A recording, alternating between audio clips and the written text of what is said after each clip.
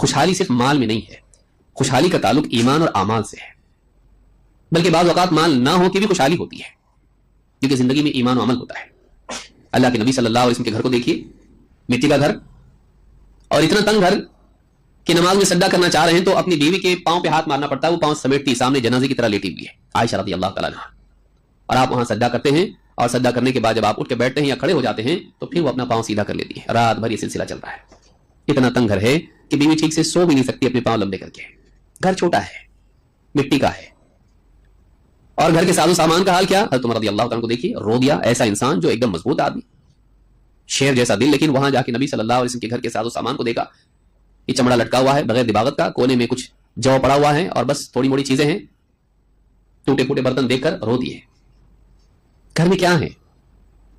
لیکن اس گھر میں کیا ہے؟ اس کی عمارت پختہ نہیں ہے، اس کے اندر زیادہ ساز و سامان نہیں ہے، مال و دولت کا معاملہ یہ ہے، گھر کے اندر کھانے پینے کا معاملہ یہ ہے کہ حضرت عائشہ خود فرماتی ہیں، ہم ایک چاند، دوسرا چاند، تیسرا چاند دیکھتے، لیکن ہمارے گھر میں چولہا نہیں جلتا تھا، ہم صرف 2 کالی چیزوں پر گزارا کرتے تھے۔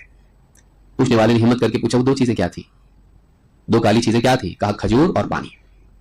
ہم سے کون ہے جس کے گھر میں صرف کھجور اور پانی پر گزارا ہوتا ہو؟ رمضان میں بھی نہیں، رمضان جیسے مہینے میں بھی ہم کتنا کھاتے ہیں، وہاں معمول کیا ہے؟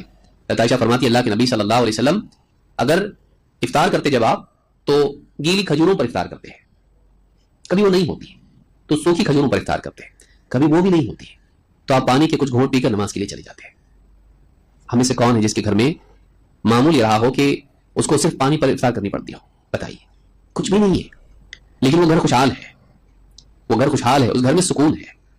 کیوں؟ اس لیے کہ اس گھر میں ایمان اور عمل ہے۔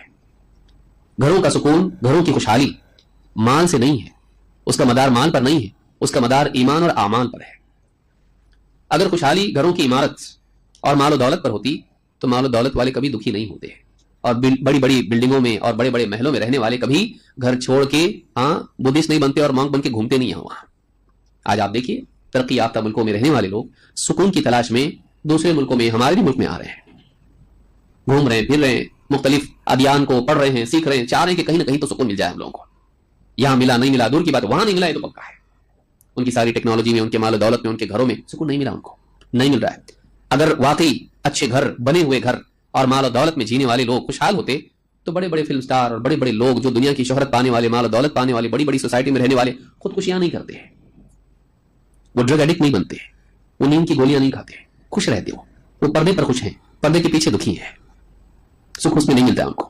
معلوم کے پیسے میں، گلیمر میں، دنیا کی زیب و زینت میں، یہاں کے مال و دولت میں، یہاں کی بڑی بڑی عمارتوں میں، بڑی بڑی گاڑیوں میں